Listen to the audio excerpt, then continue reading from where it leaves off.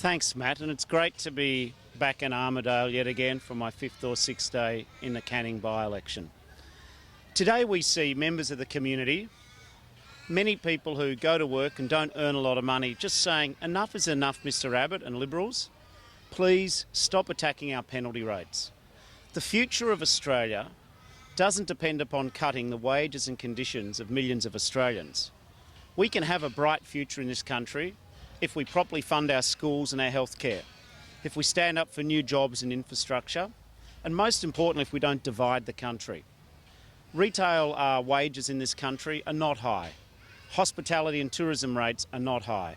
Many of the people who depend upon penalty rates, be they nurses, ambulance officers, people who look after our quality of life, they need these penalty rates.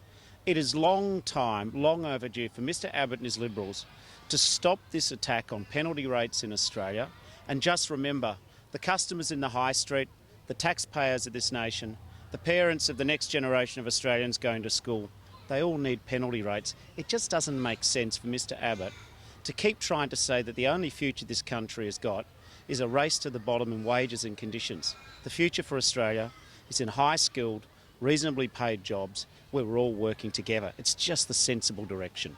Happy to take any questions. So you believe a strong Labor showing in this by-election, win it or reduce the margin by a fair whack, you believe that could spell the end of Tony Abbott? Well, we've already seen the latest outbreak of the Liberal Hunger Games start. We see the undermining of Mr Abbott and Mr Abbott threatening to get rid of some of his ministers. The really shameful thing about what's happening in Australia at the moment is that unemployment's up, wages are down, growth isn't where it should be. What we need is more confidence so that we can see people making decisions to spend money and get ahead. But the only thing that's really happening in Australia at the moment is that Mr Abbott and his Liberals are all having a fight over Mr Abbott's job. You know, I stand here today in Canning, the leader of a united Labor Party. We're working together. But the problem is that Mr Abbott today will be praying that Matt Keogh doesn't get elected in Canning, because that's the only way I suspect he'll stay leader of the Liberal Party. The real problem is that Mr Abbott's own troops are already lining up against him, and the election in Canning isn't even over, and they're already starting to size up Mr Abbott's job. It's just not good enough. Australia deserves better than infighting amongst the Liberal Party. You mentioned in your speech that the other electorates around the country will be jealous of the power that the Canning voters wield next week. Is that what you'll be focusing on, that message to Canning voters, the power they wield over Tony Abbott's future next weekend? Well, it's a bit bigger than that, although that is definitely part of what is happening next Saturday. We're very lucky that Matt Keogh in the Canning by-election. He's successfully convinced myself and other Labor people we need to do a lot more on community safety and tackle the scourge of ice. In this campaign as well, he successfully argued, along with his state colleagues, for us to spend $180 million on legitimate road and public transport projects, which will see jobs created and the communities in Canning, south of Perth, to be more livable communities where people can raise a family. And he's also argued strongly against cuts to the schools and hospitals, which Mr Abbott's been carrying out. So that's Matt Keogh. He's a local champion already, and he's already changing the face of national politics through his advocacy. But it is true that the unspoken person in the Canning by-election, the person whose photo won't be on any of the Liberal how to vote cards, Mr Abbott, there really is a lot about him and his Liberal team in Canberra. I cannot believe, frankly, that we've seen this outbreak of undermining of Mr Abbott and all the carry-on in Canberra. They're just interested in their own jobs. They're not focused on the jobs of West Australians, whereas Matt Keogh and Labor were united. We understand how real people organise their lives. That's what we're about. We're for penalty rates. We're for better funded schools. We're not for cutting pensions. We're for tackling unemployment and for infrastructure projects so that a lot of the people who haven't got work, now the mining boom sees, that they can get another job. Will you be here Saturday? On the day of the by-election? I don't know if I'll be here on the Saturday, but I'll be back here again in Canning before the election is concluded. That would have been 5 times during the campaign. It shows you the importance of this by-election, though, doesn't it? I mean, you would have been here 4 times today. Tony Abbott's on his way in today, so that's going to be 3 for him. It shows you how important this election is. It is far bigger than Canning, isn't it? Well, I think you'll find my trips are of a slightly longer duration than Mr Abbott's, and I think I do more less staged events and more just talking to real people, because that's how you find out what's going on in the nation. I think the real issue, though, as you say, is that there's a local set of issues around community safety, around the cuts of Mr Abbott and his Liberal team, and of course jobs. But there is a bigger picture too. The people in Canning can send a message to Mr Abbott and his Liberal team that they don't like the way Australia's going. Western Australia is not the same state it was 2 years ago before Mr Abbott got elected. The mining boom's eased. Unemployment, there's an extra 30,000 West Australians unemployed.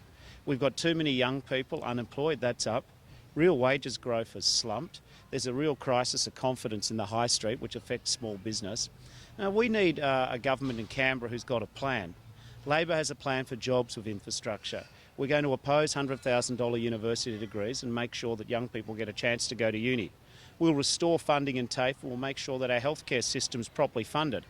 I and Matt Keogh and Labor believe that the quality of healthcare you should get in Canning or anywhere else in Australia should depend upon your Medicare card, not your credit card. So yes, there are big national issues.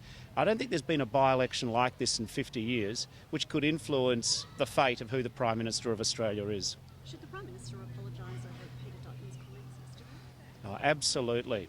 You know, when you go and replay that amazing footage of the semi-public remarks made by Mr Dutton and the smirking laughter of Mr Abbott, it really is astounding.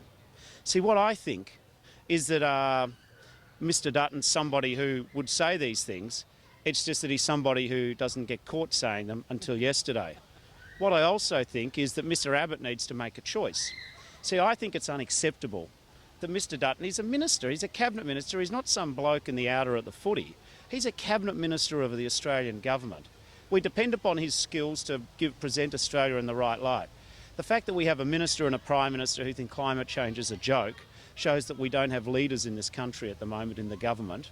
So I think Mr Dutton, it's not good enough that he says it was a private conversation. No, that really isn't good enough. Mr Dutton has to say he's been caught.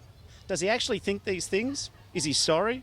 Was he jet lagged? Did he speak in haste? Mr Dutton is not good enough for you to say, no, I've got nothing further to say.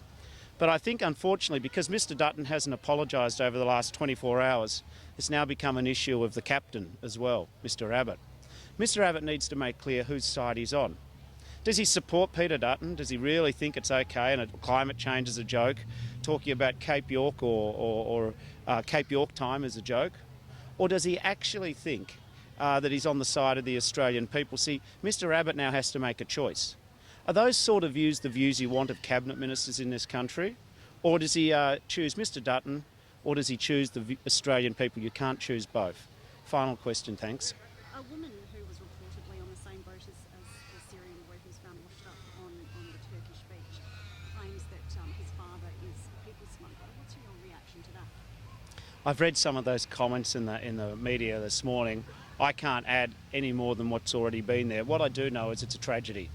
What I do know is this person's child drowned at sea. I think the whole thing is a complete tragedy. To me, I'm not going to get into the blame game of a particular boat.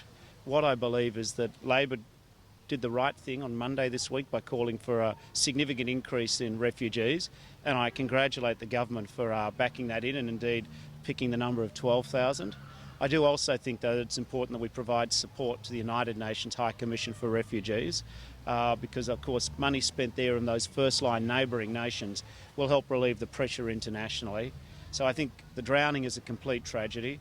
I think what Australian leaders can do is show leadership, and I think that has happened this week. Thanks, everyone.